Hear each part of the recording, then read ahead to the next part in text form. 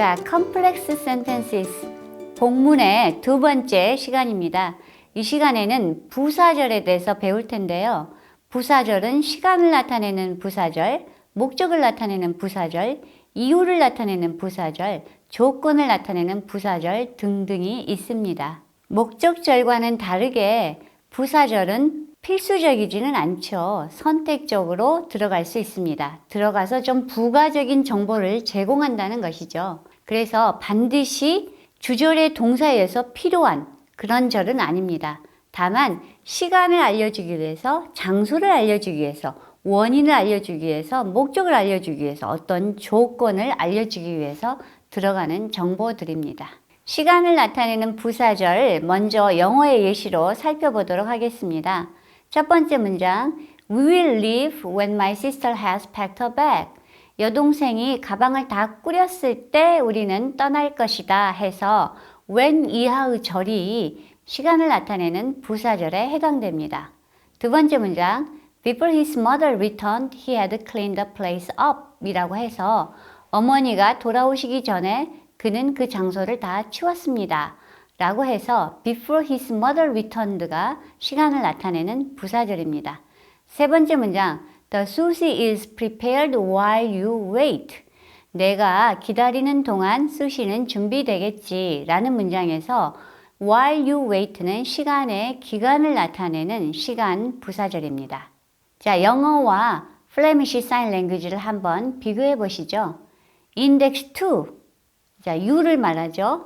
eat done, 먹는 게 끝났을 때라는 말인데 실제로 여기에 시간을 나타내는 when이나 before나 while 같은 표현이 없습니다.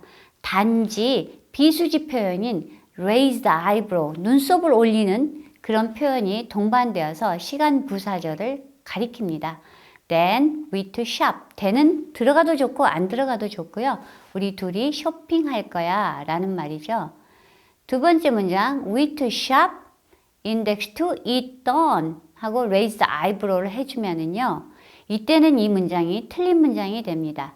왜냐하면 수어에서는 이렇게 시간을 나타내는 부사절의 위치가 정확하게 정해져야 돼요. 그래서 앞에 온다. 영어처럼 앞에 올 수도 있고 뒤에 올 수도 있고 이렇게는 안 된다는 거죠. 그래서 시간 부사절이 앞에 오고 raised eyebrow라는 non-manual 마크에 의해서 결정된다라고 보시면 되겠습니다. German Sign Language에서는 실제로 매뉴얼 표현이 존재합니다. before라는 temporal conjunction, 시간을 나타내는 접속사가 존재하는데요. 예시 보실까요? German Sign Language에서는 before를 나타내는 temporal conjunction이 수지 표현으로 존재합니다. 시간을 나타내는 접속사가 존재한다는 건데요. 어떻게 사용되는지 한번 예시를 보시겠습니다. 첫 번째 예시 보시면은요. index 3, 그가 study, 공부를 begin, 시작할 때라는 표현을 어떻게 했냐면 raise the eyebrow를 통해서 했습니다. 눈썹을 이렇게 올리면서 시간을 나타내고 있습니다. 그런데 그 다음에 before를 써줘요. 그래서 전에, 자, 이렇게 공부를 시작했는데 그 전에 해놓고 index 3, 그가 world trip go, 세계 여행을 갈 거야. 그러니까 공부 시작 전에 세계 여행을 갈 거야 라는 표현인데요. before를 특이하게도 다음 절의 앞부분에 쓰고 있습니다. 굉장히 특이한 표현이죠. 우리가 이렇게 해석하면 될 것 같아요. 그가 공부를 시작할 때라고 했지만 before가 나중에 나오면 그 전에 라고 해석을 해주면 될 것 같습니다. 또는 두 번째 문장 같이도 표현할 수 있습니다. index 3 study begin before. 자, 이거는 앞절에 맨 뒤에 나오죠. 그래서 그가 공부를 시작하기 전에 라고 역시 여기서도 raise the eyebrow로 비수지 표현으로 표현을 해주고 있습니다. 그래서 before라는 것이 앞 문장의 뒷부분에 올 수도 있고 뒷 문장의 앞부분에 올 수도 있다는 점, 참 특이한 표현입니다. 만약에 raise the eyebrow를 쓰지 않는다면 이거는 전혀 두 개의 다른 표현이 되겠습니다. 두 개의 독립절이 되겠죠. 그래서 영어로 표현하면 He begins now with his studies. Before that, he went on a world trip. 자, 이제 영어 공부를 시작하고 그 전에 월드 트립을 갔다라는 표현이 돼버립니다. 그래서 이 raised eyebrow라는 비수지 표현이 두 문장을 접속하는 중요한 역할을 하고 있다라고 생각하시면 되겠습니다. 저먼 사인 랭귀지에서 두 개의 절이 거의 동시에 일어난 경우에도 raised eyebrow를 통해서 첫 번째 절의 시간 부사절을 알립니다. person ring 해서 raised eyebrow가 있죠. 그러면 누군가가 벨을 누를 때 dog always be scared.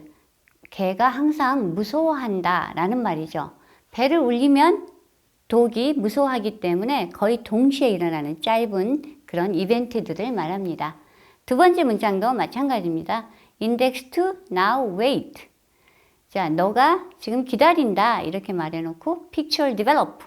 사진이 현상된다 라고 했어요. 내가 기다리는 동안 사진이 현상될 거야 라고 말하고 있죠. 그래서 raise eyebrow를 써서 그걸 시간을 표현하기도 하고 그 다음에 picture develop, 현상된다. 고개를 끄덕거리는 affirmation 마커를 사용해 주기도 합니다. 이때 affirmation 마커는 옵셔널 하죠. 이제 시간을 나타내는 부사절을 마치고 원인과 목적을 나타내는 부사절에 대해서 배우도록 하겠습니다. 네덜란드 사인 랭귀지는 because, 원인을 나타내는 수지 표현이 따로 있습니다. 그림에 나온 것처럼 이렇게 하는데요. 그 because를 사용하면 그 절 전체가 어떠어떠한 이유로 라는 표현이 되겠죠. 자, 예시를 보실까요? index 1 angry, 내가 화가 났다. because, 왜냐면 index 3a always late come, 그가 늘 늦게 와서 라는 이유를 나타내 주고 있습니다. 한국 수어에도 이와 비슷한 표현이 있는데요. 이렇게 해서 뭐뭐 때문에 라는 표현이 가능합니다. 독일 수어에서는 이 because라는 것이 reason이라는 표현을 사용해서 합니다. 그 이유가 뭐냐면 이러이러하다 라고 이야기하는 거죠. 저만 사인 랭귀지에서는 reason이라는 수어를 사용해서 원인을 나타내는 부사절을 표현한다고 했는데요. 자, 첫 번째 예시를 한번 보실까요? index 1 tired, 나는 피곤하다. 그 다음에 reason, 자, 이유는 뭐냐면 night little sleep, 밤에 잠을 거의 안 자서 라고 이야기하고 있습니다.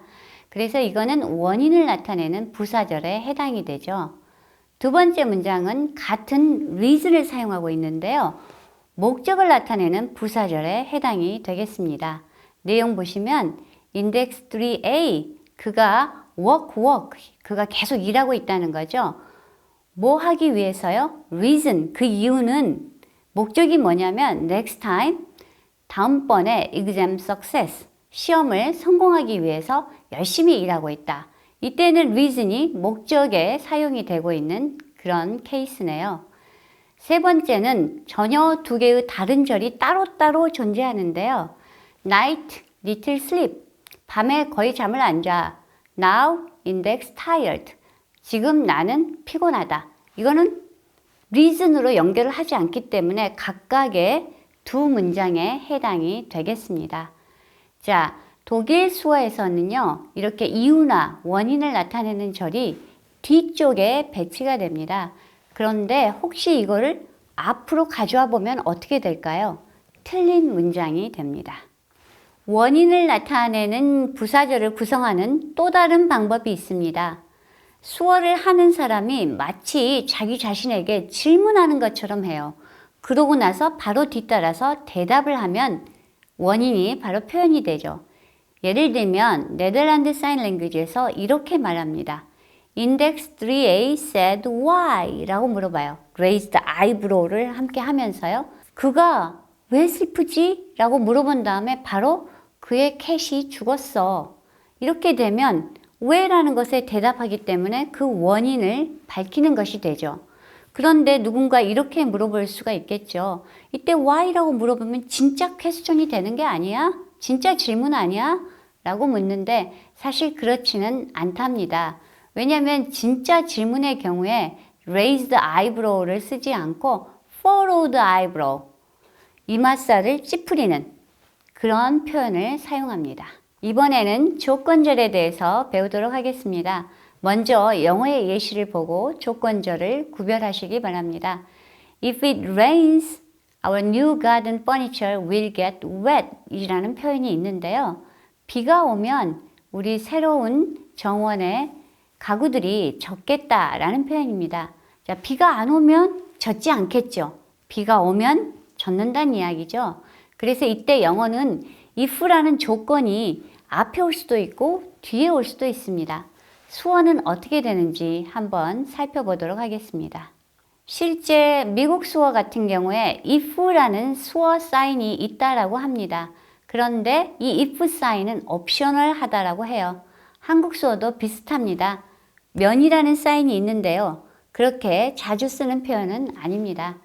미국에서 conditional clause를 표현할 때, 조건절을 표현할 때 항상 문장 앞에 두는 것이 원칙입니다. 예시를 보실까요? If tomorrow rain 할 때 raise the eyebrow를 하고 그 다음에 턱을 듭니다. 이렇게요. 그러면 if절이 표현이 되는 거죠. 그런데 if라는 거는 옵셔널, 나와도 좋고 안 나와도 좋습니다. 그런데 이 비수지 표현은 반드시 나와야죠. 그래서 이것도 비수지 표현이 그 조건의 표현을 해준다라고 볼 수 있습니다. refuse go picnic 하면은 피크닉 안 갈 거야, 거절할 거야 라는 말이죠. 자, 두 번째처럼 하면 어떻게 될까요? refuse go picnic, 피크닉 안 갈 거야 해놓고 tomorrow rain 하면은 이거는 틀린 문장이 됩니다. 반드시 앞에 나와야 조건절로서의 조건을 만족한다 라고 생각하시면 되겠습니다. 이와 비슷한 패턴이 독일 수어나 네덜란드 수어, 이탈리안 수어 모두 다 이렇게 나타납니다. 시간을 나타내는 부사절과 조건을 나타내는 부사절이 굉장히 헷갈릴 때가 있습니다. 미국 수어를 보실까요? John arrive 하고 raise the eyebrow를 하고 있어요. can go 하면은 John이 도착하면 갈 수 있다. 던가 아니면 John이 도착할 때 우리는 갈 수 있다 라는 표현인데요. 도착하면 갈 수 있다와 도착할 때 갈 수 있다는 거의 비슷한 표현이죠. 이런 경우는 둘 다 raise the eyebrow를 사용하기 때문에 결국 굉장히 중의적인 표현이 되겠습니다. 이게 실제 소리언어에서도 많이 나타나는 현상입니다. 여러분들 금방 제가 한국어로 설명하는 걸 들었을 때도 느끼셨겠지만 좌안이 도착하면이나 좌안이 도착했을 때나 같은 의미가 전달되죠. conditional clause에 대해서 공부를 했는데요. 이번에는 counterfactual conditional clause에 대해서 공부를 하려고 합니다. counterfactual이란 말은 사실과 반대되는 그런 조건절이에요. conditional은 사실을 한번 가정해 보는 거고요. counterfactual은 이미 사실이 아니에요. 그런데 과거로 돌아가서 만약 이랬더라면 이랬을 텐데 가정법에 해당되는 그런 표현이죠. 사인 랭귀지에서는 이 둘을 어떻게 구별하는가 한번 보겠습니다. 이스라엘리 사인 랭귀지에서 두 개의 차이가 나타나는데요. 먼저 첫 번째 것은 조건절입니다. If index 3 invite birthday party of him 하면은 if he invites me to his birthday party, 만약에 그 사람이 나를 초대하면 그의 파티에, 그러면 index 1 go, 나는 가겠다. 초대하면 가겠다, 초대 안 하면 안 가겠다. 단순 조건이죠. 그런데 두 번째 문장을 보세요. If index 3 stop smoke, 그가 스모크를 멈췄더라면 index 3 leave, 그랬더라면 지금 살고 있었을 텐데 라는 말이에요. 그래서 스모크를 계속해서 담배를 계속 피워서 살지 못했다라는 현실을 바라보고 한번 그거를 반대로 가정해 보는 거예요. 그런데 차이가 뭐가 있습니까? 둘 다 똑같이 if를 쓰죠. 그런데 한 가지 차이가 있어요. 조건절은 raise the eyebrow만 하는데요. 가정법은 raise the eyebrow에다가 스퀸트를 합니다. 자, 눈썹을 올리고 눈을 반쯤 감아요. 어때요? 뭔가 상상하는 듯한 그런 표정이죠. 그래서 현재의 사실을 반대로 가정해보는 그런 표현입니다. 이제 키워드를 보시면서 지금까지 배운 내용을 정리하도록 하겠습니다. adverbial clause, 부사절이 있었는데요. 대부분의 부사절은 수어에서 수지 표현으로 되는 게 아니고 비수지로 표현합니다. 주로 많이 raised eyebrow를 사용했죠. temporal clause, 부사절 속에 시간을 나타내는 절이 있고요. 원인과 목적을 나타내는 절이 있었어요. 그리고 또한 조건절이 있었습니다. 조건절은 두 개로 나뉘었는데요. 사실에 대해서 한번 조건을 세워보는 조건절이 있었고요. 이미 사실이 아닌 것을 가정해서 되돌려보는 가정법이 있었습니다. 가정법은 이렇게 눈을 반쯤 감으면서 눈썹을 올려서 뭔가 생각에 깊이 잠긴 듯한 그런 표현으로 이루어집니다. 과제는 잘 정리해서 공지사항에 올리도록 하겠습니다. 지금까지 열심히 참여해 주셔서 감사합니다.